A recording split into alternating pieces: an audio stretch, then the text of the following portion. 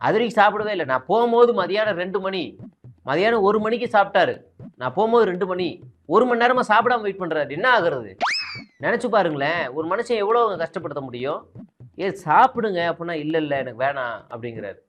சரி எப்பதாங்க சாப்பிடுவீங்கன்னா, அடுத்த 1 மணி நேரம் கழிச்சு தான் ஸ்நாக்ஸ் எடுத்துக்கிறாரு. இப்ப இவ்வளோ கஷ்டத்துக்கு அவர நெருக்கடிக்கு உள்ளாக்குறவன் இந்த கவர்மெண்ட் இருக்குல்ல, திமுக. காரணம் திமுக தான். ஆமா ரொம்ப கஷ்டமா இருந்துச்சு. அப்புறம் 1 மணி நேரம் ஸ்நாக்ஸ் எடுத்தாரு. சரி இப்பயாவது சாப்பிடுங்கன்னே, சாப்பிடவே மாட்டேன்ட்டாரு. நைட்டு தான் கஷ்டப்பட்டு நைட்டு சாப்பிட வச்சேன். அப்புறம் மறுபடியும் நைட்டு ஃபுல்லா சாப்பிடவே இல்ல. தூங்கிட்டாரு. காலையில தான் சாப்பிட்டாரு. அவ்வளோ கஷ்டத்துல இருக்காரு அவரு. அவங்கள போட்டு இந்த கவர்மெண்ட் எவ்வளோ பாடுபடுத்துது பாருங்க. இப்ப நான் வந்து விசாரிக்கிறேன் ஜட்ஜு கிட்ட, "என்னங்க இப்படி இருக்குன்னு?" "இல்லங்க எனக்கு வந்து மேலிடத்துலருந்து உத்தரவு வந்துருச்சு. என்னால வந்து இத வந்து பண்ண முடியாதுங்க. என்ன உட்டுருங்க" அப்படின்னேன். "சரி விடுங்க" அப்படின்ட்டு நான் உடனே என்ன செஞ்சேன், அமித்ஷா அவருக்கு ஃபோன் அடிச்சேன். "என்ன சார் ஜி இந்த மாரி இருக்கு பாருங்க. பாருங்க என்னங்க" அப்படின்னு நான் கொஞ்சம் பேசினா அவரு பயப்படுவாரு. ஏன்னா அப்படியான ஆள் நானு.